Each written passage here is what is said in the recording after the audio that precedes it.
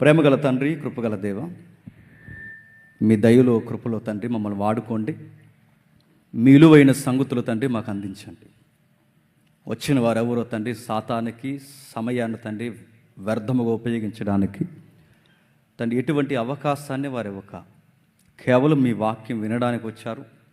ఏడాది అంతా తమను తాము భద్రపరచుకోవడానికి, తమను తాము బలపరచుకోవడానికి తండ్రి మీ వాక్యపు సన్నిధిలో గడపడానికి తండ్రి వారి ఇళ్ళలను, వారి ప్రాంతాలను, వాళ్ళ కుటుంబీకులను అన్నిటినీ వదులు తండ్రి ఈ ప్రాంగణంలో ఉన్నారు. వాళ్ళ ఆత్మలకు కావలసిన వాక్యాన్ని అందించడానికి నిలబడి బోధిస్తున్న మమ్మల్ని అందరినీ మీరు వాడుకోండి.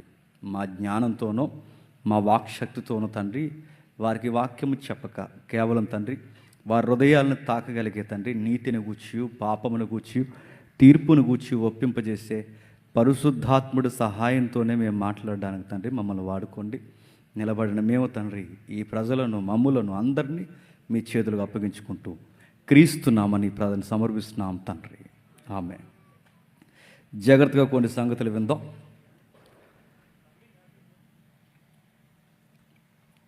బైబిల్ యొక్క చరిత్రను మనం చదువుకుంటూ ముందుకు వెళుతున్నప్పుడు మింగుడు పడని విషయాలు చాలా ఉన్నాయి. నిజానికి ఈ ఏడాది మనం డిస్కషన్ చేయబోయేది రేపటి నుండి అసలు బైబిల్లో ఏమున్నదన్నది ఒక పిక్చర్ మనకు అర్థం అవ్వాలి. చాలామంది బైబిల్ చదువుతారు, కానీ ఆ చదువుతున్న బైబిల్ వాళ్ళకి అర్థం కాక చదవడం ఆపేస్తారు. ఆ బైబిల్ని అర్థం చేసుకోవడం ఎలా, అసలు బైబిల్ అంటే ఏంటి, దీని చరిత్ర ఏంటి, దీని నాగరికత ఏంటి, ఆ రాసిన వాళ్ళ పరిస్థితులు ఏంటి, వీటన్నిటి కూర్చున్న చాలా విస్తారమైన స్టడీ ఉంది. నిజానికి మాట్లాడుకోవడం మొదలు పెడితే బైబిల్కి 6 రోజులు సెమినార్ కాదండి, 365 రోజులు పెట్టినా సరిపోదు. లైఫ్ లాంగ్ కూర్చొని మన మనీ అంతా మనం ఖర్చు చేసినా నేర్చుకున్న తరగనంత జ్ఞానం బైబిల్ ఉంది. ఇది ఊరకే రమ్యంగా ఉంటుందని చెబుతున్న మాట కాదు, నిజంగానే మింగుడు పడిన విషయాలు ఉన్నాయి. ఆ బైబిల్ గురించి అర్థం చేసుకోవడంలో చాలామందికి ఆసక్తి ఉన్నా దాన్ని అర్థమయ్యేలా చెప్పేవాళ్ళు లేరు. ఎంటర్టైన్మెంట్ ప్రోగ్రామ్స్ ఎక్కువైపోయాయి, ఆశీర్వాద ప్రసంగాలు ఎక్కువైపోయాయి, రకరకాల కాలయాపన చేసి ఏదో ఒక 4 మాటలు గంట అలా నడిపిస్తే అలా లూజుగా మాట్లాడి చివరికి దేవుడు మిమ్మల్ని బలపరచును గాక ఆమెన్ అనేసి పంపించేసి వాళ్ళు ఎక్కువైపోయారు తప్ప అసలు బైబిల్ ఏంటి, దాన్ని ఎందుకు చదవాలి, అందులో ఏముంది, దీని సంగతి ఏంటి, నేనెందుకు చదవాలి, ఎందుకు అక్షరజ్ఞానంలో దేవుడు బైబిల్ని పెట్టాడని అర్థం చేసుకునే వాళ్ళు తక్కువ ఉన్నారు. అందుకే వీటి సంగతి ఏంటో, ఈ బైబిల్ యొక్క చరిత్ర ఏంటో మీరు వినగలిగి ఓపుకుంటే నేను చెప్పగలిగే ఓపిక తెచ్చుకుని మరీ మీకు చెప్తాను. చాలా లోతైన విషయాలు ఉన్నాయి. ఈరోజు మొదటిగా మనం ఎలాగైతే ఉన్నామో, మీది ఏ ప్రాంతమో నాకు పూర్తిగా తెలియదు, మీ గోత్రాలు అలాంటివి మనకు లేకపోయినా మీ గోత్రాలు ఏంటో నాకు తెలియదు, మీ వంశం ఏంటి, మీ ఊరేంటి, మీరు ఎక్కడి నుంచి వచ్చారు, మీ యొక్క స్థితిగతులు ఏంటి నాకు ఏమీ తెలియదు. ఇక్కడున్న చాలామంది సహోదరులకి ఒకరికొకరికి పరిచయం లేదు. ఇప్పటివరకు మీరు ఎవరెవరో అమ్మా నాన్న మాట పెట్టినారో, ఎవరెవరు భార్య భర్తలు లోబడి ఉంటున్నారో, ఎవరెవరో స్నేహితులకి నమ్మకం కొట్టినారో మాకు ఏమీ తెలియదు. కానీ మీరు 6 రోజులు ఉండడానికి వచ్చారు. ఈ 6 రోజులు ఉండాలి అంటే మా రూల్స్ మిమ్మల్ని నడిపించు, మేము పెట్టిన పద్ధతులు మిమ్మల్ని నడిపించు. మరి ఎన్ని ప్రాంతాల నుంచి వచ్చినా, ఎన్ని గ్రామాల నుంచి వచ్చినా, ఎన్ని పట్టణాల నుంచి వచ్చినా ఒక సిస్టమ్ ఉంది బైబిల్లో. దాన్ని ఫాలో అయితే 6 రోజులు కాదు, 6 రోజుల్లో 60,000 మంది వచ్చిన ఒక సిస్టమేటిక్గా నడుస్తారు. ఏముంది చూద్దాం ఒకసారి. నిర్గమకాండం చూడండి. నిర్గమకాండం 40వ అధ్యాయం. నిర్గమకాండము 40వ అధ్యాయం. నిర్గమకాండము 40వ అధ్యాయం 36, 37 వచనాలు కలిపి చదువుకుందాం.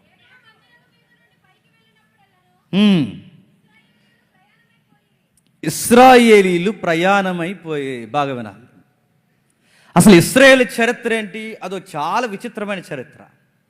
ఇశ్రాయేల్ని ఎందుకు ఎంపిక చేసుకున్నాడో అదో నిగూఢమైన చరిత్ర. ఈ విషయమంతా పక్కన పెడితే ఇశ్రాయేలుకు ఒక పద్ధతి ఉందట, వాళ్ళ ప్రయాణ పద్ధతి అన్నాడు. వాళ్ళకు ప్రయాణం ఏంటి అంటే, ఇంతకుముందు ఎక్కడ ఉండేవారు, ఐగుప్తి అనే ప్రాంతంలో ఉండేవారు. ఐగుప్తిలో ఎందుకు ఉండేవారు, యాకోబు అనే తండ్రి ద్వారా యోసేపు అనే సహోదరు దగ్గరికి వారు వెళ్ళినప్పుడు ఆ ఎవరైతే నీతిమంతుడైన యోసేపు ఉన్నాడో ఆయన ఉన్నంతకాలం ఐగుప్తులో వారి జీవితాలు బాగున్నాయి. ఆయన వెళ్ళిపోయిన తర్వాత వెలవెలబోయాయి. ఎరగని రాజులు వచ్చారు, విచిత్రమైన మనుషులు వాళ్ళని పరిపాలించారు. క్రూరమైన రాజ్యం వాళ్ళ మీద భయంకరమైన పరిపాలన జరిగించింది. మూలుగాలు ఏడ్చారు, దేవా ఏంటి మా పరిస్థితి అని ఎంత ఏడవాళ్ళని ఏడ్చారు. ఆ ఏడ్చిన ప్రార్థనకి జవాబు వచ్చింది. పైగా వాళ్ళ పితరులకు ఇచ్చిన మాటను దేవుడు జ్ఞాపకం చేసుకున్నాడు. విడిపించే కార్యక్రమం సిద్ధపరిచాడు. వాళ్ళని విడిపించి బయలుదేరి సరిగ్గా సేనాయి బంజరు భూమికి వచ్చారు. ఆ సేనాయి అనే ప్రాంతం మనకి చాలా గుర్తించవలసిన ఏరియా. సేనాయి ప్రాంతంలో ఏం జరిగింది? సేనాయి ప్రాంతంలో ఒక పర్వతం ఉంది. ఆ పర్వతం హోరేబు కొండ. ఆ పర్వతం దేవుని పర్వతం. ఆ పర్వతం దేవుడు దర్శించిన పర్వతం. ఆ పర్వతం ఈ రోజుకి విచిత్రంగా సాక్ష్యంగా అలా ఉండిపోయిన పర్వతం అది. ఆ పర్వతం దగ్గర దేవుడు మోసేతో ఇశ్రాయేలుతో మాట్లాడుతున్నాడు. ఇదిగో ఇన్ని రోజులు వీళ్ళకి పద్ధతి లేదు. ఐగుప్తిలో 430 సంవత్సరాలు ఉన్నారు కనుక వీళ్ళకి ఒక పద్ధతి లేదు. ఇన్ని రోజులు వీళ్ళకంటూ ఒక రాజ్యాంగం లేదు. ఇన్ని రోజులు వీళ్ళకంటూ ఒక స్థితిగతుల్లో, ఇన్ని రోజులు వీళ్ళకి ఒక సిస్టమ్ లేదు. ఇప్పుడు నూతన రాజ్యంలోకి వెళ్ళబోతున్నారు. వీళ్ళని విడిపించాను, నడిపిస్తున్నాను, ఎర్ర సముద్రాన్ని పాయలు చేశాను, మన్నాను గురిపించాను, ఇంకా తీసుకెళ్ళబోతున్నాను. అయితే ఆ భూభాగంలో అడుగు పెట్టే సమయానికి వీళ్ళకి కొన్ని విషయాలు తెలియాలి. ఈ డిస్కషన్ అంతా జరుగుతున్నప్పుడు అది ఒకరోజు ప్రయాణం కాదు, 2 రోజుల ప్రయాణాలు కాదు, సుమారు 2 రోజుల ప్రయాణం, 40 రోజులు కాదు, 40 సంవత్సరాల ప్రయాణం. ఈ 40 సంవత్సరాల ప్రయాణం చేయాలంటే ఈరోజు వెళ్ళిపోదామంటే కొంచెం మేఘం పట్టిందంటే కుదరదట. ఈరోజు వెళ్ళిపోదామంటే అంటే కుదరదంటే దేవుడు వాళ్ళకి చెబుతున్నాడు, వాళ్ళ ప్రయాణం చేయాలంటే ఒక పద్ధతి ఉందట. ఏముంది? వాళ్ళకు ఒక పద్ధతి ఉంది. అందుకే 37 అంటున్నాడు చూడండి, ఇదే వారి ప్రయాణ పద్ధతి, ఇదే వారి ప్రయాణ పద్ధతి, ఇదే వారి ప్రయాణం పద్ధతి. అంటే ప్రయాణానికి కూడా ఒక పద్ధతి ఉంది. ఎవరండి అంటే రకరకాల గోత్రాలకు సంబంధించిన వారు. ఒకే గోత్రానికి సంబంధించిన వారంటే కాదు, వారు 12 గోత్రాలు.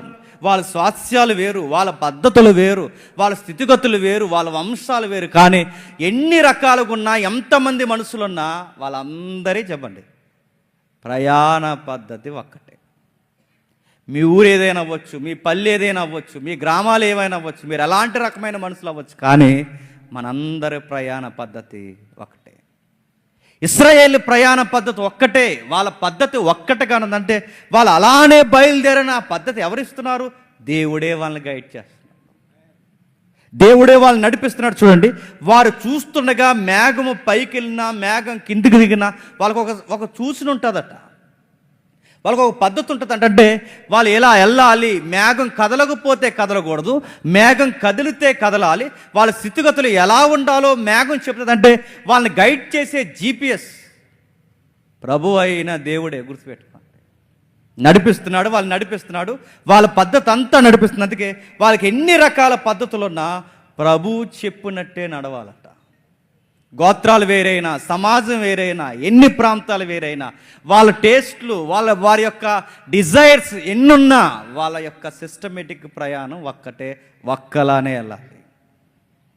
ఇశ్రాయేలీల్ని అంత పద్ధతిగా నడిపించాడంటే, ఇశ్రాయేల్ని అంత ఖచ్చితంగా నడిపించాడంటే, ఇశ్రాయేలు యొక్క స్థితిగతుల్ని అంత చక్కగా కాపాడి నడిపించాడు అంటే మనకు కూడా సిస్టమ్ ఇచ్చాడు దేవుడు. గుర్తుపెట్టుకోండి, వాళ్ళ ప్రయాణ పద్ధతులు ఎలాగైతే ఒక్కటో, మనం ఎన్ని రకాల మనుషులమైనా మన ప్రయాణ పద్ధతి కూడా ఒక్కటే. దీనికి ఇంకా చిహ్నాలు ఉన్నాయా, దీనికి అర్థాలు ఉన్నాయా, దీనికి చూపిస్తున్న ఒక రుజువులు ఏమైనా ఉన్నాయంటే బైబిల్లో ఉన్నాయి. ఒక దర్శనం ఉంది. చూడండి ఒకసారి యెషయా గ్రంథం అందరూ చూడండి, 6వ అధ్యాయం. యెషయా గ్రంథం 6వ అధ్యాయం మొదటి వచనం నుండి, రాజైన ఉజ్జియా మృతి నొందిన సంవత్సరమున అత్యున్నత సింహాసనమందు ప్రభు ఆసీనుడై ఉండగా నేను చూసి తిని, ఆయన చొక్కాయి అంచులు దేవాలయము నిండుకొనెను, ఆయనకి పైగా సరాపులు నిలిచి ఉండురి, ప్రతివాడు 2 రెక్కలతో తన ముఖమును, 2 తన కాళ్ళను కప్పుకొనుచుండెను, 2 ఎగురుచుండెను, వారు సైన్యములకు అధిపతియగు యెహోవా పరిశుద్ధుడు పరిశుద్ధుడు పరిశుద్ధుడని సర్వలోకమైన మహిమతో నిండి ఉన్నదని గొప్ప స్వరముతో గాన ప్రతిగానములు చేయిచుండిరి. ఆగుదాం. ఇశ్రాయేలు ప్రయాణ పద్ధతి చూపించిన దేవుడే చరిత్ర సగం నడిచిపోయిన తర్వాత ఆ చరిత్రలో కూడా మళ్ళీ ఒక దర్శనాన్ని రికార్డ్ చేస్తున్నాడు. ఏమని రికార్డ్ చేస్తున్నాడు, ఏమని చెబుతున్నాడు చూడండి. యెషయా గారు వెళ్ళడానికి ముందు, యెషయా గారు ప్రజల్ని దర్శించడానికి ముందు, యెషయా గారు ఆ ప్రజలను ఒక సమకాలీన పరిస్థితుల్లో ఉన్న వారిని ఒక పద్ధతిగా నడిపించడానికి ముందు, యెషయా గారు ప్రజలకు పద్ధతి నేర్పించడానికి ముందు దేవుడు ఏం చూపిస్తున్నాడట? పరలోకపు దర్శనం చూపిస్తున్నాడట. ఆ రోజు వాళ్ళు ఎలా నడవాలో ఇశ్రాయేలుకు చూపించిన పద్ధతి మేఘము. ఇశ్రాయేలు 12 గోత్రాల వారైనా లేదా ఆ 2 గోత్రాలు ఎవరైతే ఉన్నారో ఆ 2 గోత్రాల వారైనా యోధా బెన్యామీనైనా వీళ్ళందరూ 12 గోత్రాలు ఏ ప్రాంతాల్లో ఉత్తర భూభాగమైనా దక్షిణ భూభాగమైనా వాళ్ళు ఎక్కడెక్కడ బ్రతికినా వాళ్ళు కూడా ఇలానే ఉండాలి. యెషయా నువ్వు చెప్పాలి అంటే ముందు ఒక సిస్టమ్ నీకు తెలియాలి. ఎలా తెలియాలి? రాజు చనిపోయాడు, ఇప్పుడు రాజు ఎవరు తెలియదు. నెక్స్ట్ కింగ్గా ఎవరు వ్యవహరిస్తారో తెలియదు. నెక్స్ట్ లా అండ్ ఆర్డర్ తెలియదు. పరిస్థితులు ఏంటి తెలియదు. ఇప్పుడు సమాజం ఎలా తెలియదు. ఉన్న ఒక్క ఉజ్జియా చనిపోయాడు, తర్వాత మళ్ళీ ఇంకెవరు తెలియదు. ఎవరికి వారే సింహాసనాల కొరకు పోటీ పడుతున్నారు. ఎవరికి వారే మాది రాజ్యం అంటే మాదని రకరకాల వింత ప్రయత్నాలు చేస్తారు.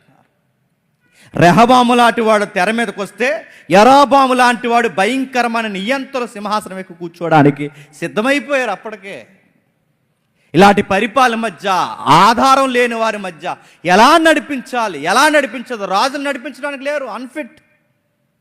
ఉజ్జియా కూడా చివరికి వచ్చేసరికి గర్వించి చెడిపోయాడు.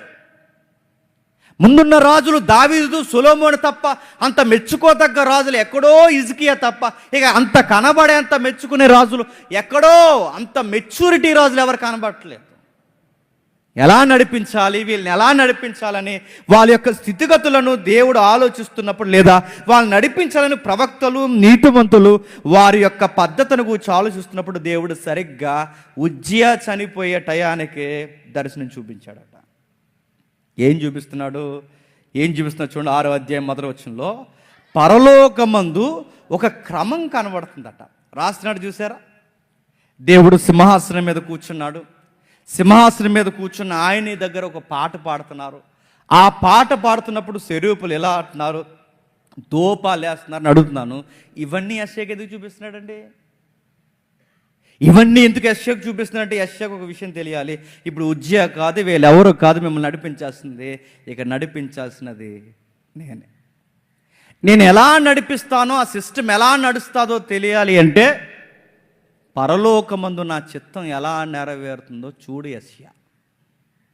పరలోకమందు ఆయన చిత్తం ఎలా నెరవేరుతుంది? దూతలో కూర్చోమంటే కూర్చోవాలి, లెగమంటే లెగాలి, ఆయన చెప్పిన మాట వినాలి. ఆయన యొక్క చిత్తము పరలోకమందు కనుసైగతో జరుగుతుంది.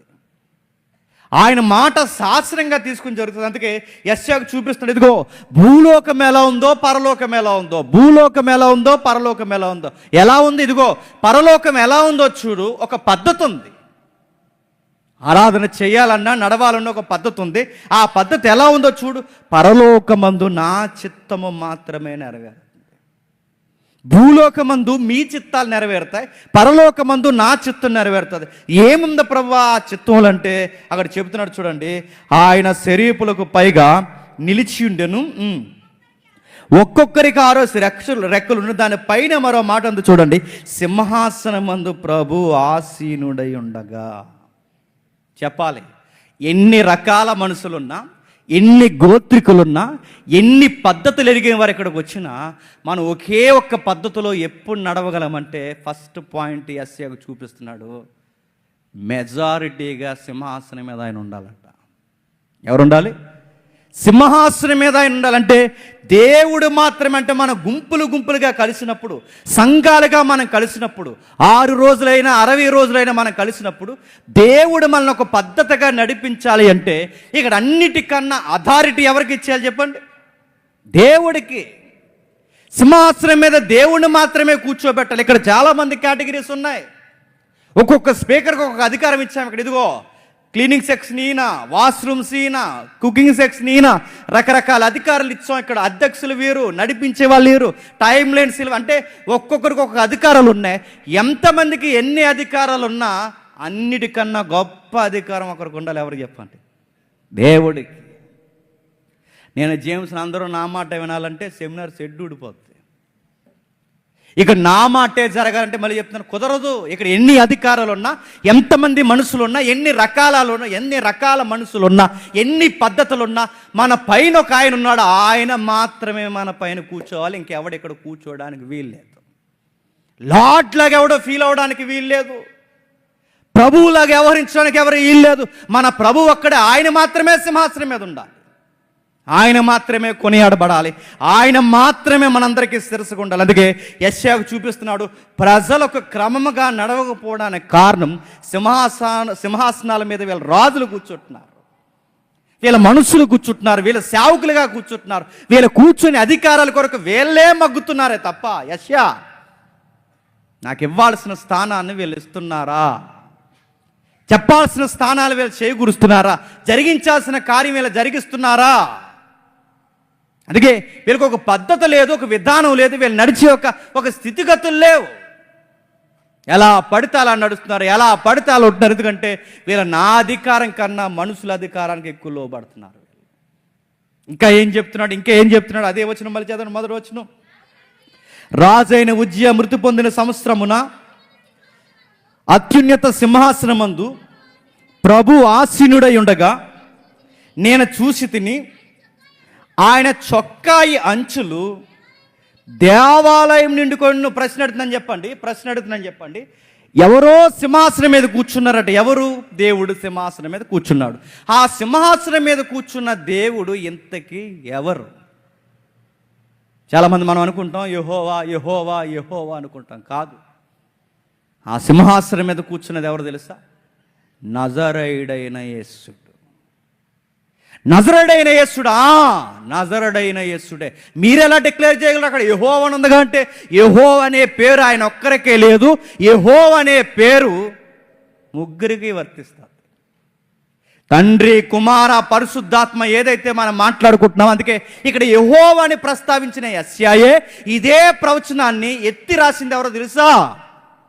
యేసు ప్రభు రమ్మును ఆనుకున్న యోహాను రాశాడు ఇదే సందర్భాన్ని. ఏమని ఒకసారి చూడండి. యోహాను సువార్త 12వ అధ్యాయం. యోహాను సువార్త 12వ అధ్యాయం 41వ వచనం నుండి.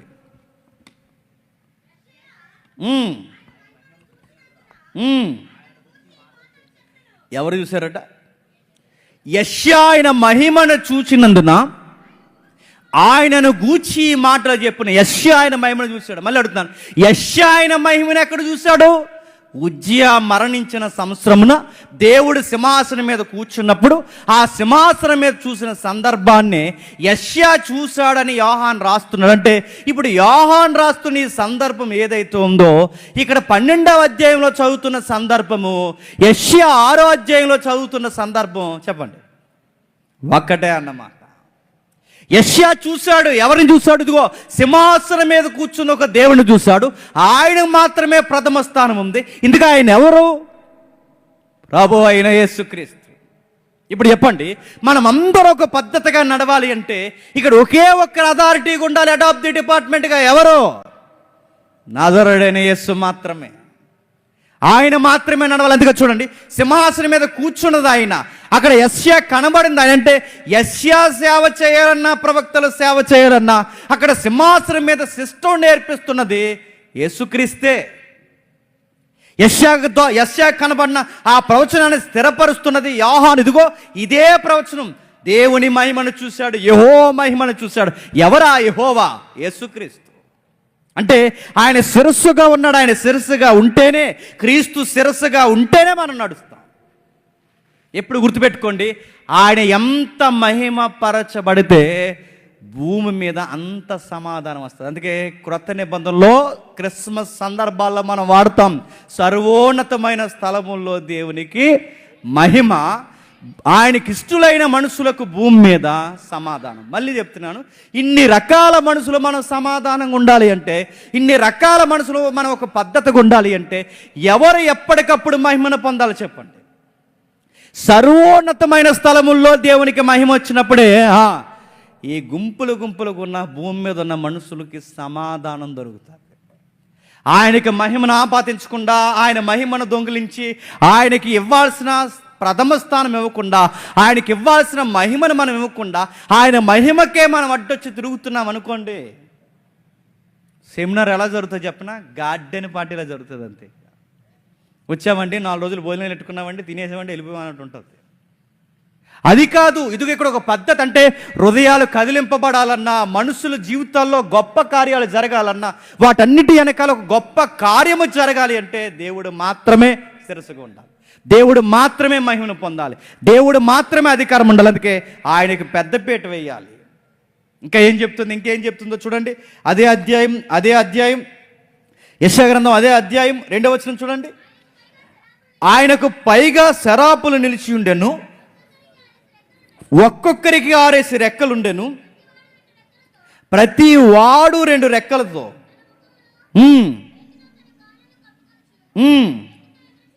క్షమించండి, అక్కడున్న మాట, మొదటి మాట, ఆయన చొక్కాయి అంచులు దేవాలయం నిండుకొని ఉన్నాయట.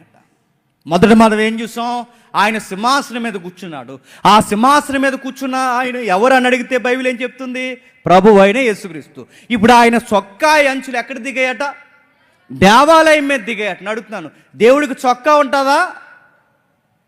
మిమ్మల్ని అడుగుతున్నాను, దేవుడికి చొక్కా ఉంటుందా? దేవుడికి చొక్కావు ప్యాంట్లు ఉంటాయా? నైట్ టైం లింగి కట్టుకుంటాడు ఆయన? దేవుడికి చొక్కా ఏంటి? దేవుడికి ప్యాంట్ ఏంటి అని అడుగుతున్నాను. దేవుడికి చొక్కాలు ఏంటి? దేవుడికి బట్టలు ఏంటి? అసలు దేవుడికి బట్టలు వేసుకుంటే ఆయనకి బట్టలు కుట్టేవాడు ఎవడు? ఆ టైలర్ ఎవడు? అంటే దీని గురించి ఏం రాస్తానంటే ఆయనకి చొక్కాలు ఉంటాయని కాదు, అంటే ఒక పొయిటిక్గా మాట్లాడుతున్నాను, లేదా ఒక రూపకలంకారంగా మాట్లాడుతున్నా. ఆయన చొక్కా అంటే ఆయన చొక్కా అంటే చొక్కా కాదు. అక్కడ ఏదో విషయాన్ని నొక్కి రాస్తున్నాడు. ఏం రాస్తున్నాడు? ఇక్కడ మింగుడు పడిన విషయం ఏంటి? ఇందాక సింహాసనం మీద కూర్చున్నది ఎవరా నా బైబిల్ని అడిగితే ఆయన ఎవరో కాదు, ప్రభు అయిన యేసుక్రీస్తు అని చెప్పిన ఈ బైబిలే. ఇంతకు ఆయన చొక్కా ఏంటి, ఆయన వస్త్రం ఏంటని అడిగితే మళ్ళీ ఇదే బైబిల్ మనకు చెప్తుంది. ఏమని? కీర్తన గ్రంథం చూడండి. కీర్తన గ్రంథం 104వ అధ్యాయం, కీర్తన గ్రంథం 104వ అధ్యాయం 2వ వచనం చూడండి. వస్త్రము వలె వెలుగును. ఏంటట? వస్త్రము వలె వెలుగు, వస్త్రము వలె వెలుగు. సింహాసనం మీద కూర్చున్నది యేసుక్రీస్తు అయితే ఆయన ధరించుకున్న వస్త్రం ఏంటట? వెలుగు. దేవాలయం బాగా వినాలి. దేవాలయం ఆయన వెలుగుతో నింపబడాలంటే ఆయన మహిమతో నింపబడాలి. అప్పుడేనండి పద్ధతిగా ఉంటారు. అప్పుడేనండి 100 మంది కాదు, 200 మంది కాదు, 6,000, 7,000, 50 లక్షల మంది ఉన్న, 20 లక్షల మంది ఉన్న ఇశ్రాయేలీలు అంత ఖచ్చితంగా ఎలా నడవగలిగారు? వాళ్ళు నడిపిస్తున్న దేవునికి ప్రథమ స్థానం ఇచ్చినంత కాలం పద్ధతి ఉంది, ఆయనకి ఇవ్వాల్సిన మహిమను ఇచ్చినంత కాలం పద్ధతి ఉంది. ఆయన మహిమను ఎప్పుడైతే దొంగిలించారో చిందరవందరైపోయారు. ఇక్కడ అదే మనకు నేర్పిస్తున్నాడు చూడండి. వస్త్రము అంటే ఆయన వెలుగును వస్త్రముగా ధరించాడు. దేవాలయంలో లేదా ఈ 6 రోజుల్లో లేదా మీ సంఘాల్లో మీ సహవాసాల్లో ఆయన వెలుగే నిండాలి. ఆయన వెలుగుతోనే నడవాలి. ఆయన వెలుగుతో మాత్రమే నడిపబడాలి. కానీ ఈరోజు అలా లేవు సభలో. ఎందుకు వెళ్తున్నారండి అంతమంది? అక్కడికైనా అడిగితే అన్నారట, ఫాగ్ లైట్లు ఆపి ఆన్ చేస్తారండి, బాగుంటాయి అని వెళ్ళారట. అక్కడికి ఎందుకు వెళ్తున్నారంటే మ్యూజిక్ బాగుంటుందని వెళ్తున్నారట. అక్కడికి ఎందుకు వెళ్తున్నారా అంటే రకరకాల విషయాలకు వెళ్తున్నారు. దేవుని వెలుగేది. ఈ మధ్య ఎక్కడ లేనంత ట్రెండ్ మళ్ళీ స్టార్ట్ అయింది. ఎక్కడ లేని ట్రెండ్ ఎప్పుడో ఉండేది తగ్గింది, మళ్ళీ ఇప్పుడు నవతారం స్టార్ట్ చేసింది. ఆ తరం ఈ దరిద్రం ఏంటో తెలుసా? వాళ్ళు స్టార్ట్ చేసింది ఎక్కడ లేని భయంకరమైన డ్యాన్స్ ప్రోగ్రామ్ స్టార్ట్ అయిపోయాయి వర్షిప్ పేరు మీద. ఈ మధ్య ఎక్కువైపోయాయి. మళ్ళీ వాళ్ళు డ్యాన్స్ చేస్తున్నప్పుడు లైట్స్ ఆన్ చేయాలి, లైట్స్ ఆఫ్ చేయాలి. ఆ పొగ కింద నుంచి వదలాలి. అలాగా ఆ పొగ ఎత్తుండాలి, ఆ లైట్స్ ఆన్ అవుతుండాలి. ఎగురుతున్నారు. ఎలా ఎగురుతున్నారు? చేతులు ఎత్తుతున్నారు, ఇలా కచ్చిపులు తిప్పుతున్నారు, రకరకాలు. చూస్తున్నారుగా, పేర్లు అడగండి నన్ను. రకరకాలు తిరుగుతున్నారు. ఎవరంటే ఒక్కడి చేతుల్లో బైబిల్ లేదు, ఒక్కరికి పద్ధతి లేదు, ఒక్కరికి సరి అయిన డ్రెస్ కోడ్ లేదు, ఒక్కరికి సరి అయిన విధి విధానాలు లేవు. మరి ఏం చేస్తారంటే ఈ చెత్త డైరెక్ట్ వర్షిప్ చేయడానికి ఎగురుతున్నారు. ఎగరడం ఏంటి అంటే ఒక పద్ధతి లేదంటే వీళ్ళు అనుకుంటున్నారు దేవుని వెలుగంటే ఇదే అని. డ్యాన్స్ వేయడం దేవుడి వెలుగేంటి? దేవుడిచ్చిన పద్ధతి చెప్తున్నాడు చూడండి. ఇదిగో ఆయనతో నింపబడాలి, ఆయన వెలుగు ఉండాలి. నడుతున్నాను. దేవుని వెలుగున్న సంఘాలు ఉన్నాయా? అయ్యగారి వెలుగే ఎక్కువైపోయింది. ఆయన ఉంటే ఉంటారు, ఆయన లేకపోతే సంఘాన్ని ఎగ్గొడి తిరుగుతారు. ఆయన ఉంటే ఉంటారు, లేకపోతే ఆయన లేకపోతే ఒక పద్ధతి ఉండదు. అంటే నడుతున్నాను. సేవకుడు వెలుగు ఎక్కువైపోయింది, సేవకుడు అంగం ఎక్కువైపోయింది. అలా ఎవరు ఉన్నారు? కొంతమంది పేర్లు అడగండి. ఆ సేవకుడు నడిచి వెళ్తుంటే ఆమె మట్టి తీసుకుని నెత్తి మీద చల్లుకుంటున్నారు. దేవుడు వెలుగు లేదు. ఆ సేవకుడు కూర్చుంటే కంగారు నడుతున్నాను. సేవకుడే ఆయన, మనిషి ఆయన వయసుకి ఇవ్వాల్సిన గౌరవమి, ఆయన సేవకుడికి ఇవ్వాల్సిన గౌరవమి. కానీ అతి చేయకు. దేవుని మహిమను మళ్ళీ చెప్తున్నాను, దేవుని మహిమను ఉండాలి, నలుగురితో ఉండాలి, నలుగురు కూర్చోవాలి. నడుతున్నాను. సేవకుడైతే ఆయన చెప్పులు తీసి నెత్తి మీద పెట్టుకుంటారా? సేవకుడైతే నేను చాలా కాలం క్రితం చెప్పాను, మళ్ళీ ఒకసారి మీరు చెప్తాను వినండి. సేవకుడు అన్నవాడు నా బైబిల్ నేను తెచ్చుకోవాలి. తగునమ్మా అని ధైర్యపోతారు నా బైబిల్ మోయడం. కానీ నేను కదా పోల్చుకుని చెప్తున్నాను. నేను చేయలేదా అని అడుగుతున్నాను. నాకు చేయలేదా, నాకు ఓపిక లేదా, నాకు వాటర్ బాటిల్ మోసేది ఒకరు, నా బ్యాగ్ మోసేది ఒకరు, నా బైబిల్ మోసేది ఒకరు. నడుతున్నాను. ఏ వెలుగిస్తున్నావు సంఘానికి? సెలబ్రిటీ పోజు కొడుతున్నావా? సెలబ్రిటీ పోజులు కొట్టుకుంటూ తిరుగుతున్నావా? నువ్వు సేవకుడివేనా? నీకు బాడీ గార్డ్స్ దేనికి? నడుతున్నాను. అంతమంది నీ మీదకి వచ్చి పడిపోయి అంత బాడీ గార్డ్వా? మిమ్మల్ని అడుగుతున్నాను. చాలామంది ఇది ఒక ట్రెండ్ అలవాటు అయిపోయింది. బాడీ గార్డులు ఎందుకు పట్టుకుంటారో చెప్పినా, జనాలు పడిపోతారని కాదు, జనాలు చూస్తారని. ఇంకో మేము ఒకటి ఉన్నాం, మమ్మల్ని చూడండి అని. బాడీ గార్డులు దేనికి? నడుము అడిపోయిందా? నేను అడుగుతున్నాను. దేనికి ఒక పద్ధతి లేదు, ఒక విధి విధానాలు లేవని అడుగుతున్నాను. మన వెలుగు ఎక్కువైపోతుంది సంఘంలో, మన అడావుడు ఎక్కువైపోతుంది సంఘంలో, మన సెలబ్రిటీ పోజులు ఎక్కువైపోతుంది సంఘంలో. అది తప్పది. మీరు దేవుణ్ణి కాదు, ఒకవేళ మీరు మమ్మల్ని అలాగే చూస్తే, ఇక్కడ ఉన్న సేవకుల్ని మీరు అలాగే చూస్తే, మీరు ఆరాధిస్తున్నది, మీరు వెలుగుతో నింపబడినది, మీరు దేవుని యొక్క వెనకాల నడుస్తున్నది, మీరు దేవుడి వెనకాల కాదు, మీరు దేవుడి కాదు ఆరాధిస్తున్నది. మీరు ఆరాధిస్తున్నది ఎవరినో తెలుసా? మమ్మల్ని. ఎవరిని నెత్తిమే పెట్టుకుని తిరుగుతున్నా తెలుసా? మమ్మల్ని. మీరు మమ్మల్ని ఆరాధిస్తే అడుగుతున్నాను, మీరు నరకానికి పోతారు, మేము నరకానికి పోతాం. మీరు మమ్మల్ని నెత్తిమే పెట్టుకుంటే మళ్ళీ చెప్తున్నాను, మిమ్మల్ని తొక్కుతాడు దేవుడు, మమ్మల్ని తొక్కుతాడు. గుర్తుపెట్టుకోండి.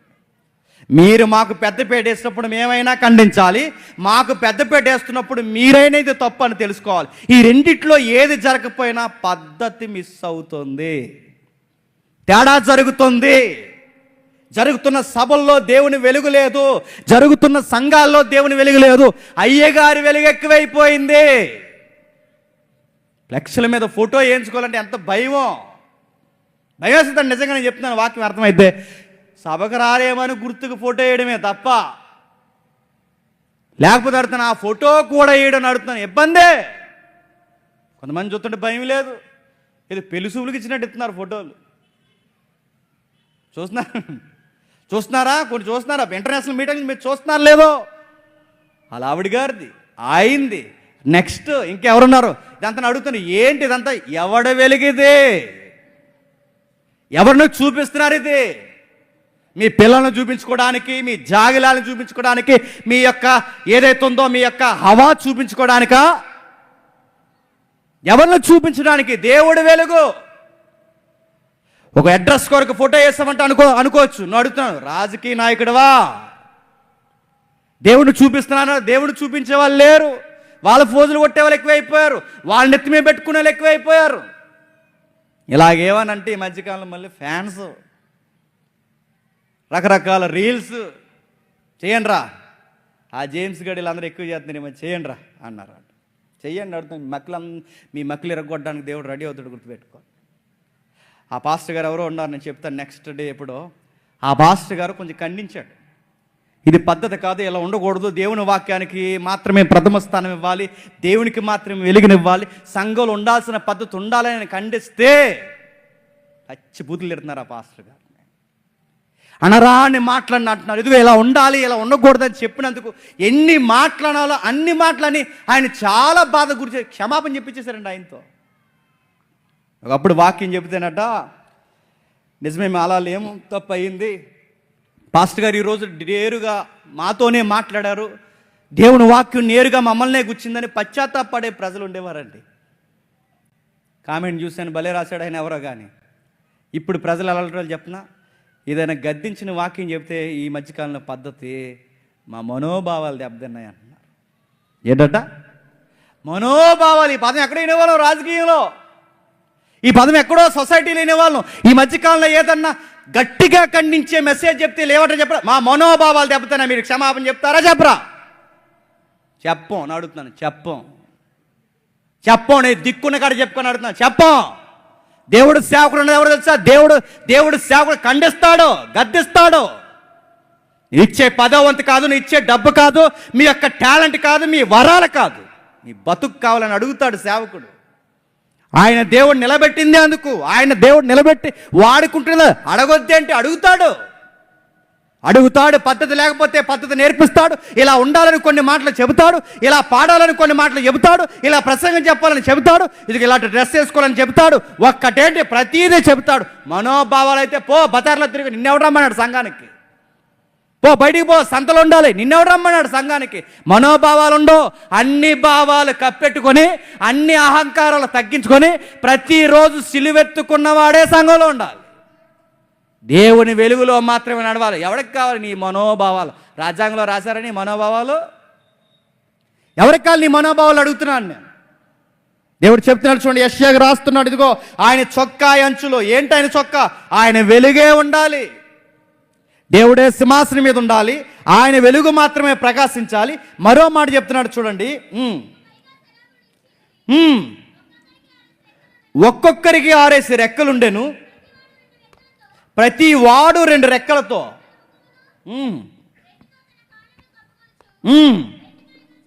రెండిటితో ఎగురుచుండెను.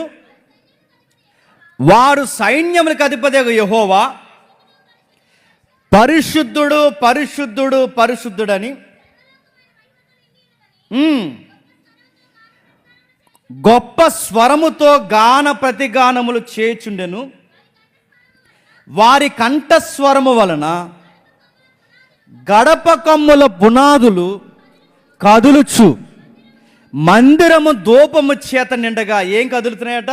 గడప కమ్ముల పునాదులు కదిలిపోతున్నాయట. ఎందుకు గడప కమ్ముల పునాదులు కదిలిపోతున్నాయి? ఓ పాట పాడుతున్నారు. ఏం పాట అది? ఆ పాటకు ట్యూన్ ఒకటే, ఆ పాటకు లైన్ ఒకటే, పరిశుద్ధుడు పరిశుద్ధుడు పరిశుద్ధుడు. ఇప్పుడు చెప్పండి, సంఘంలో ఉన్న అనేక హృదయాలు కదిలిపోవాలంటే పాట ఎవరి కోసం ఉండాలి చెప్పాలి. వస్తున్నాడు వీరుడు సూర్యుడు అని ఉండకూడదు, పాట గుర్తుపెట్టుకోండి. పాట ఎవరి కోసం ఉండాలి చెప్పండి? ఎవరిని పొగడాలి చెప్పండి? ఎవరిని ఆరాధించాలి చెప్పండి? ఎవరికి పెద్ద పెట్టేయాలి చెప్పండి? దేవుడికి. ఎవరి పరిశుద్ధతను కొనియాడాలి చెప్పండి? దేవుణ్ణి. మాటలో పాటలో ప్రతి అడుగడుగులో ఎవరు కనబడాలి చెప్పండి? దేవుడు. ఆయనకి మాత్రమే. అది ఏ పాట అయినా, అది ఎలాంటి పాట, అది సోలో సాంగ్ అయినా, డ్యూట్ అయినా, ఏ యాంగిల్లో నువ్వు రాసినా అందులో హైలైట్ అవ్వాల్సింది ఎవరు చెప్పు? దేవుడు. పరిశుద్ధుడు పరిశుద్ధుడు అంటే దేవుడు ఎంత కనబడితే అంత ఉద్యమం, దేవుడు ఎంత కనబడితే అంత ప్రతిగానాలు జరిగితే మనుషుల్లో అంత కదలిక. పరలోకపు పునాదులే కదిలిపోయాయి. పరలోకపు పునాదులు, గడప కమ్ముల పునాదులే కదిలిపోయి అంటే మన పాటకు హృదయాలు కదులుతలేదు, మన పాటలకు ఎవరికి ఉద్యమం రావట్లేదు, మన పాటలకి డ్యాన్సులు వచ్చేస్తున్నాయి ఏటో మరి. మన పాటకి ఎవరు అరే దేవుని యొక్క ఔన్నత్యం మీద అని రోమాలు నిక్కబడిసే పాటలు లేవు. దేవుని యొక్క ఆశ్చర్యకార్యాలు ఇవని ఆశ్చర్యంగా కళ్ళు పెద్దవచ్చే చూసే పాటలు లేవు.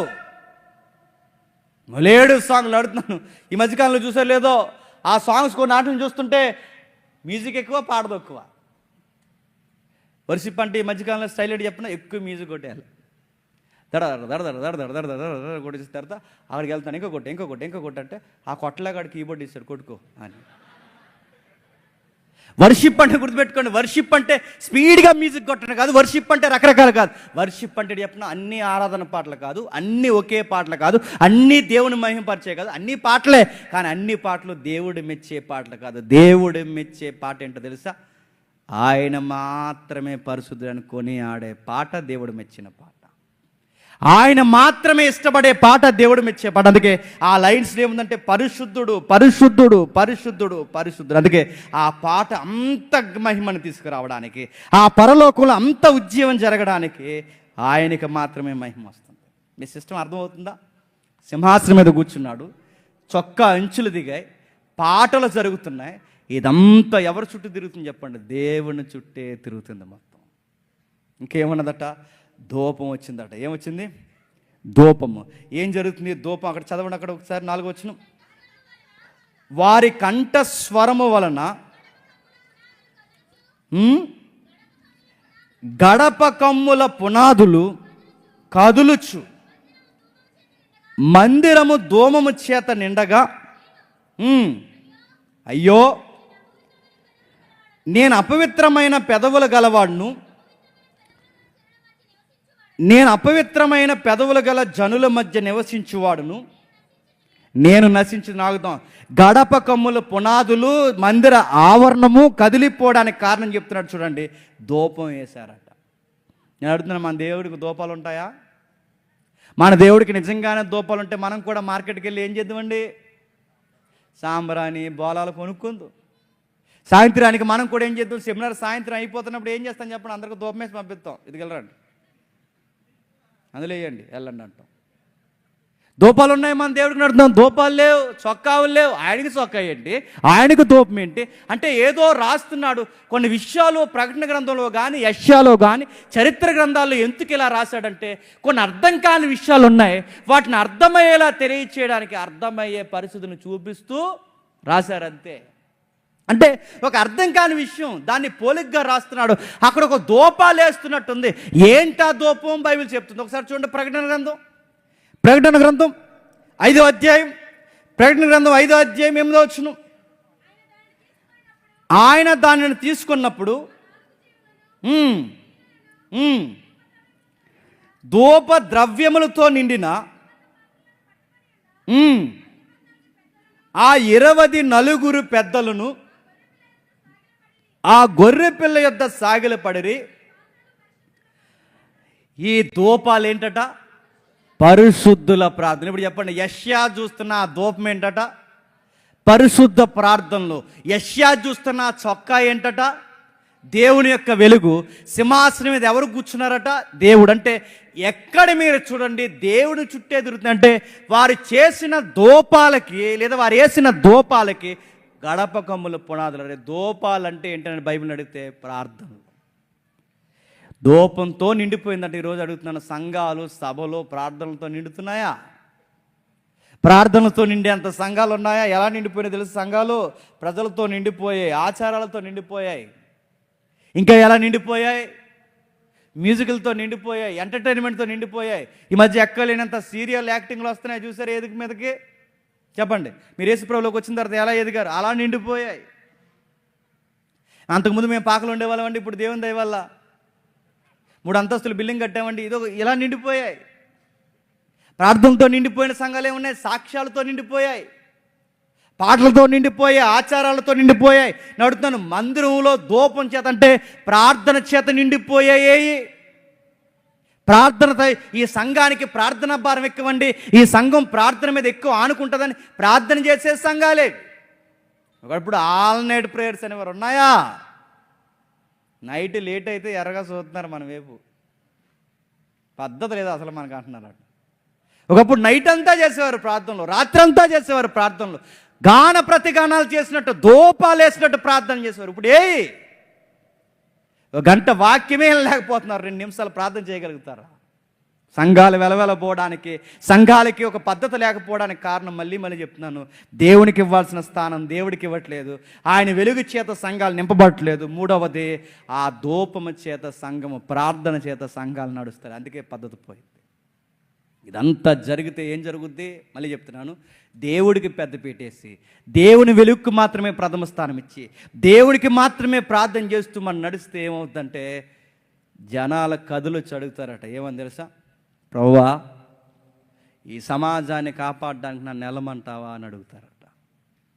ఈ 3-4 పద్ధతులు జరిగిన తర్వాత ఒక వ్యక్తి స్పందించాడు అక్కడ. ఎవరైనా యెషయా ఏమైనా స్పందిస్తున్నాడు? ఇదిగో దేవుడు సింహాసనం మీద ఉంటే, దేవుని వెలుగు నింపబడితే, ధూపవేదికల చేత నింపబడితే అప్పుడు ఒక పద్ధతి బయటకు వచ్చింది. ఆ పద్ధతి ఏంటి? నేను వెళతాను ప్రభు అంటే ఒక సిస్టమ్ ఎప్పుడైతే ఇలా నడుస్తాదో కొత్త వ్యక్తులు కథలు వస్తారు, ఉన్న వ్యక్తులు కదిలింపబడతారు. మమ్మల్ని ఏం చేయమంటావో దేవాన్ని నోరి పడుగుతారు హృదయాలు చింపుకొని. సెమినార్కి వస్తున్నారు వెళుతున్నారు, మీటింగ్స్కి వస్తున్నారు వెళుతున్నారు, సంఘాలకు వస్తున్నారు వెళుతున్నారు, వ్యక్తులుగా ప్రార్థనకు వస్తున్నారు వెళుతున్నారు. కానీ ఎందుకు పట్టబడలేకపోతున్నారంటే దేవునికి మహిమ ఇవ్వట్లేదు, దేవుని వెలుగునివ్వట్లేదు, ప్రార్థనా జీవితాలు లేవు. ఎప్పుడైతే ఈ పద్ధతి ఫాలో అవరో మనుషుల నోటంటే ఏం రావో తెలుసా? దేవా, మమ్మల్ని ఏం చేయమంటే ఈ రాత్రి నువ్వు మాట్లాడవని అడిగేవాళ్ళు లేరు. యెషయా అడిగాడు. ఏమని అడిగాడు చూడండి, ముగిద్దాం. యెషయా అడుగుతున్నాడు చూడండి ఒకసారి 5వ వచనంలో. అయ్యో, నేను అపవిత్రమైన పెదవులు గలవాడును, అపవిత్రమైన పెదవులు గల జనుల మధ్య నేను నివసించేవాడను. నేను అడుగుతాను, ఏం చెప్పాడండి? ఏమైనా మెసేజ్ విన్నాడు ఇక్కడ యెషయా? ఏదైనా దేవుడు ప్రసంగం చెప్పాడు ఇక్కడ? ఏదన్నా వాక్యం ఇక్కడ మాట్లాడి? ఏమీ లేదండి. దేవుని స్థానం దేవునికి ఇచ్చి, దేవుని మహిమను దేవునికి ఇచ్చి, దేవుణ్ణి మాత్రమే పరిశుద్ధుడు అని కొనియాడితే ఇలా ఎప్పుడైతే ఒక పద్ధతి జరుగుతుందో విన్నవారు చూసిన వారు ఏమంటారట? మేము పాపాత్మలను ఒప్పుకుంటారట. ఈ సెమినార్కి ఎవరైనా కొత్త వాళ్ళు వస్తే మన పద్ధతులు, మన విధి విధానాలు, మనం దేవుని ఆరాధించే విధానం, దేవుడికి ఇచ్చే స్థానం, ఇవన్నీ కొత్త వాళ్ళు చూసినప్పుడు ఏమన్నా తెలుసా? ఈ సహవాసంలోకి వచ్చినప్పుడు ఈ పరిశుద్ధుల మధ్య నీ సన్నిధిలో మేము పాపాత్మను ప్రభువాన్ని ఒప్పుకోవాలి. అందుకే ఈ 6 రోజులు మళ్ళీ చెప్తున్నాను, ఎవరిని పొగడకండి. ఈ 6 రోజులు మళ్ళీ చెప్తున్నాను, ఏ వెలుగును నింపకండి. ఈ 6 రోజులు బయట వ్యక్తుల యొక్క వ్యామోహాలన్నీ పూర్తిగా విడిచిపెట్టండి. కొత్త వ్యక్తులు, పాపాత్ములు, పాపాలు ఒప్పుకొని వారు నూతనమైన మారు మనసు పొంది రాజ్యంలో కట్టబడాలి అంటే మనకెళ్ళి ఒక పద్ధతి ఎప్పుడైతే చూస్తారో వాళ్ళు కదిలింపబడతారు. ఎంతమంది ఉన్నారు ఇంకా బాప్టిజాలు తీసుకోవాల్సిన వాళ్ళు నాకు తెలియదు. ఎంతమంది కొత్త వాళ్ళు రాబోతున్నారు నాకు తెలియదు. వాళ్ళని ఎలా మారుస్తాం అంటే దేవునికి ఇవ్వాల్సిన మహిమ దేవునికి ఇచ్చేయాలి. దేవుని వెలుగుని మాత్రమే మనం బోధించాలి, దేవుని మాత్రమే కొనియాడాలి, దేవునికి మాత్రమే ప్రథమ స్థానం ఇవ్వాలి. దేవుని యొక్క కనుసన్నల్లో ప్రార్థనాపూర్వకంగా ఎప్పుడైతే 6 రోజులు గడుపుతామో 300 రోజులు బయట గడిపొచ్చినాడు, 350 రోజులు 360 రోజులు బయట గడిపొచ్చినాడు. ఆ లోపలికి 6 రోజులు ఉండడానికి వస్తున్నాడు. చూసారా? వాడికి అర్థమవుద్ది, ఈ బతుకు వేరు, బయట బతుకు వేరురా. ఈ 6 రోజుల్లో వాడికి అర్థమవుద్ది, బతికితే ఎలా బ్రతకాలరా అని వాడికి అర్థం అవ్వాలి. ఆ చలనం ఎప్పుడు వస్తుందంటే దేవునికి ఇవ్వాల్సిన సింహాసనం దేవునికి ఇచ్చేయాలి, దేవుడికి ఇవ్వాల్సిన మహిమను దేవునికి ఇచ్చేయాలి, దేవుడికి మాత్రమే ప్రార్థన చేయాలి. ఇది ప్రయాణ పద్ధతి. ఇశ్రాయేలు దేవునికి ఇవ్వాల్సిన మహిమను ఇచ్చారు కనుకే వాళ్ళు ఒక సిస్టమేటిక్గా నడిచారు. ఇప్పుడు నేను అడుగుతున్నాను, మనం ఇలాగే నడిస్తే, ఇదే పద్ధతిని మనం ఫాలో అయితే, 6 రోజులు దేవుణ్ణి మాత్రమే మనం ముందు పెట్టుకుని నడిస్తే, మనం అందరం దేవుణ్ణి మాత్రమే మహిమపరిస్తే వచ్చిన కొత్త వాళ్ళు అడుగుతారట, నన్ను ఏం చేయమంటారు చెప్పండి. యెషయా అన్నాడట, ఇన్ని రోజులు భక్తుడు అనుకున్నాను, ఇన్ని రోజులు పవిత్రమైన వాడిని అనుకున్నాను, ఇన్ని రోజులు నాకన్నా నీతిమంతుడు లేడు అనుకున్నాను. ప్రభువా, నీ విధి విధానాలు పరలోకమందు చూసినప్పుడు నాకు అర్థమవుతుంది నేను పాపాత్ముడని. ఇప్పుడు ఆ పరలోకపు దర్శనం ఎప్పుడైతే భూమి మీద దిగుతుందో, సేమ్ బాగా వినండి, యెషయా చూసినట్టుగానే ఇక్కడ కూడా జరుగుతుంది. అంటే యెషయా చూసినట్టంటే యెషయా యేసుక్రీస్తు వారిని చూశారు, యెషయా సింహాసనం మీద ప్రభు అయిన యేసుక్రీస్తు వారు కూర్చున్నాడు చూశాడు. ఇప్పుడు మనం అందరం ఎవరికి పెద్దపీట వేయాలి చెప్పండి? యేసుక్రీస్తుకి. మనం ఎవరిని హైలైట్ చేయాలి చెప్పండి? యేసుక్రీస్తు వారిని. మనం ఎవరి ఎలుగుల్లో నడవాలి చెప్పండి? యేసుక్రీస్తు వారిని. మనం ఎవరికి ప్రార్థన చేయాలి చెప్పండి? యేసుక్రీస్తు వారి ద్వారా. ఎప్పుడైతే ఇవన్నీ మనం చేస్తామో వచ్చిన వాడికట ఉద్యమం వస్తుందట, వాడికి అర్థమవుద్దట, దేవా ఈ మహిమ, నీ ఔన్నత్యము, నీ గొప్పతనం, నీ పరిశుద్ధత చూసినప్పుడు నాకు అర్థమవుతుంది, ఈ సెమినార్లో అందరి వల్ల నేను ఉండలేకపోయాను, నేను పాపాత్మని ప్రభు అని బాప్టిజం తీసుకుని ఇంటికి వెళ్తాడట. అందుకే పద్ధతులు పాటిద్దాం. ఇంకేముంది ఒక్కసారి చూడండి, అపోస్తుల కార్యములు ముగించేద్దాం.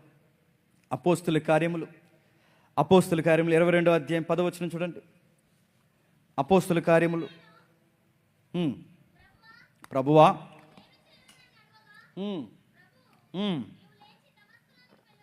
నువ్వు లేచి దమస్కులోనికి వెళ్ళుము. ఏంటట, ఏం చెప్తున్నాడండి? జరుగుతున్న సందర్భం మనకు తెలుసు. పౌలు గారికి, అంటే అపోస్తలుడైన పౌలు గారికి ప్రభు అయిన యేసుక్రీస్తు వారు దర్శించాడు. ప్రభు అయిన యేసుక్రీస్తు వారు ఎప్పుడైతే కనబడ్డాడో, కనబడిన వెంటనే ఒక మెసేజ్ ఉందా? ఏమన్నంత ఆ పాపాలను ఒప్పుకునేంత వర్తమానం ఏమన్నా ప్రభు అయిన యేసుక్రీస్తు వారు చెప్పాడు? ఏం చెప్పలేదు. మహిమలో కనబడ్డాడు. కనబడిన వెంటనే ఆ చూసిన సౌలు అంటున్నాడు, ఏమని? ప్రభువా, చెప్పు, నన్ను ఏం చేయమంటావు చెప్పు. యెషయా కనబడిన వెంటనే యెషయా అన్నాడు, చెప్పు ప్రభువా, నన్ను ఏం చేయమంటావు. పౌలు కనబడిన వెంటనే, సౌలు కనబడిన వెంటనే అంటున్నాడు, పౌలుగా అంటున్నాడు, ఏమని? ప్రభువా, చెప్పు, నన్ను ఏం చేయమంటావు. దేవుడిని ఎంత కనపరిస్తే జనాలు ఏమంటారు తెలుసా? చెప్పు ప్రభువా, మమ్మల్ని ఏం మార్చుకోమంటావు చెప్పు ప్రభువా, మేము మార్చుకుంటాం. మమ్మల్ని ఎలా నడవమంటావు చెప్పు ప్రభువా, మేము నడుస్తాం. మేము ఏమేమి ఒప్పుకోవాలి చెప్పు ప్రభువా, మేము ఒప్పుకుంటాం. అంటే దేవుడిని ఎంత హైలైట్ చేస్తే, దేవుడికి ఎంత పెద్ద పెట్టేస్తే, వాక్యానికి దేవుడికి ఎంత హైప్ మనం ఇస్తే జనాలు అంత ఒప్పుకుని ఏమంటారు తెలుసా? చెప్పు ప్రభువా, మమ్మల్ని మేము మార్చుకుంటాం. దేవుడిని ఎత్తనంత కాలం, దేవుడిని మహిమపరచినంత కాలం, దేవుడిని చూపించినంత కాలం జనాల్లో ఏం రాదో తెలుసా? మార్పు రాదు. సెమినార్ బాగా జరిగింది, సెమినార్ ఎలా జరిగిందంటే, సెమినార్ బాగా జరగడం అంటే ఏంటి? మనుషులు మారడమే బాగా జరగడం. సెమినార్ ఇలా జరిగిందని చెప్పుకోవడంలో వింతైన సంగతి ఏముంది? అరేంజ్మెంట్లు కాదు, ఫుడ్ మెనూ కాదు, ఇదంతా కాదు. సెమినార్ బాగా జరిగిందనడానికి కారణం ఒకటే, ఆ వాక్యము ద్వారా దేవుడిని మేము చూసాం. ఈ వాక్యము ద్వారా దేవుడిని 6 రోజులు మేము అర్థం చేసుకున్నాం. మాకు అర్థమైంది, ఆయన ఎదుట మేము పాపాత్మం, అపవిత్రమైన పెదవులు గలవాళ్ళం. ఆ రోజే మేము ఒప్పుకున్నాం, దేవుని దగ్గర కడుక్కుని మేము వచ్చామని చెప్పుకోవాలి. అందుకే ఇశ్రాయేలుకి ఎన్ని ప్రయాణాలు ఉన్నా వాళ్ళ ప్రయాణ పద్ధతి ఒక్కటే. ఈరోజు మీరు ఎన్ని ఊర్ల నుంచి వచ్చినా, ఎన్ని రకాల మంది మనుషులు ఉన్నా చెప్పండి, మన ప్రయాణ పద్ధతి ఒక్కటే. వారు 6 లక్షల మంది ఉన్నా వాళ్ళ ప్రయాణ పద్ధతి ఒకటే. మీరు 6 రోజులున్నా చెప్పండి, ప్రయాణ పద్ధతి ఒకటే. ఆ పద్ధతి ఒకటే, నజరేయుడైన యేసుని ముందట్టుకుని నడవడమే, ఆయన మాత్రమే మహిమపరచడమే. అందుకే తమ్మును తాము ఎలా తగ్గించుకోవాలి ఈ 6 రోజులు యేసుని చూడండి. యేసు ప్రభువారు ఎలా హెచ్చింపబడాలో ఆయన వాక్యాలు చూడండి. ఆయన వెలుగులు ఎలా నడవాలో చూడండి. ప్రార్థనాపూర్వకంగా నడవండి. ప్రభు అయిన యేసుక్రీస్తు వారు ముందు పెట్టుకుంటే ఈ 6 రోజులు అనేకమైన సత్యాలు ఉన్నాయి, మనం అందించవలసినవి, నేర్చుకోవాల్సినవి. మనకి మింగుడు పడిన సంగతులు దాక్కొని ఉన్నాయి బైబిల్లో. వాటన్నిటిని మనం ధ్యానించబోతున్నాం, వాటన్నిటి గురించి మనం ఆనందించబోతున్నాం. ఇంకా ఆశ్చర్యకరమైన, ఆనందకరమైన సంగతి, ఈ వాక్యాన్ని పాటలుగా మలిసిన కొన్ని పాటలు ఉన్నాయి ఈ సెమినార్లో. నిజానికి ప్రతి ఏడాది ఒక పాట రిలీజ్ చేసేవాళ్ళం. ఈ ఏడాది మన DC నుంచి 2 సాంగ్స్ వస్తే, డాక్టర్ గారు ఇంకొక ఆయన ఉన్నాడు, అందరూ కలిసి ఇంచుమించు ఒక 3-4 సాంగ్స్ రాబోతున్నాయి. అన్ని సాంగ్స్ మీరు ఎంజాయ్ చేస్తారు. కారణం ఏంటి చెప్పిన? ఆ సాంగ్స్లో కూడా సాంగ్ ఎండ్ అయ్యే సమయానికి ఎవరు హైలైట్ అవుతారో తెలుసా? ప్రభు అయిన యేసుక్రీస్తు వారు. అందుకే పాటల్లోనే ఆయన ఉండాలి, ప్రసంగాల్లోనూ ఆయన ఉండాలి, సహవాసాల్లోనూ ఆయన ఉండాలి, ప్రార్థనలోనూ ఆయన ఉండాలి. ఆయన ఎంత హెచ్చింపబడితే ఈ భూమి మీద మనకి చెప్పండి అంత సమాధానం కలుగుతుంది. దేవుడు మిమ్మల్ని దీవించును గాక. ప్రార్థన చేసుకుంటాం. జాగ్రత్త, చెప్పిన ప్రకటనలు ఎవరు మర్చిపోవద్దు. ప్రకటనలు పాటిస్తూ టైంని ఖచ్చితంగా మెయింటైన్ చేయండి. ప్రార్థన చేసుకుందాం. ప్రేమగల తండ్రి, కృపగల దేవ తండ్రి, విలువైన సంగతులు మాకు అందించారు తండ్రి. మొదటి రోజు తండ్రి అందరు వక్తల నోట తండ్రి కావాల్సిన ప్రారంభపు పలుకులు మాతో మాట్లాడారు. ఎన్నో సంగతులు ఉన్నాయి, మాతో ధారాళంగా మాట్లాడండి. మా చెవులకి, మా హృదయాలకి తండ్రి హత్తుకునే సంగతులు తండ్రి మమ్మల్ని సిద్ధపరిచి తండ్రి మా నోట మీరు వినిపించండి తండ్రి. అన్ని రకాల మనుషులుగా మేము ఉన్న మా పద్ధతి ఒకటే, మీరు చెప్పినట్టే మేము నడవాలి, మీరు చెప్పినట్టే తండ్రి మేము మాట్లాడాలి. ఇవన్నీ తండ్రి మాకు సమాధానకరంగా జరగాలంటే, మమ్మల్ని మేము గొప్ప చేసుకుంటే తండ్రి ఒకరి మధ్య ఒకరు గొడవలు వస్తాయి. మేము మహిమను తండ్రి దొంగిలించే ప్రయత్నాలు చేస్తే మిగిలిన వారికి తండ్రి అసూయ వస్తుంది. అందుకే తండ్రి మేము ఎవరం గొప్పవారం కాదు, మేము ఎవరం సింహాసనాల మీద కూర్చోవలసిన వారం కాదు.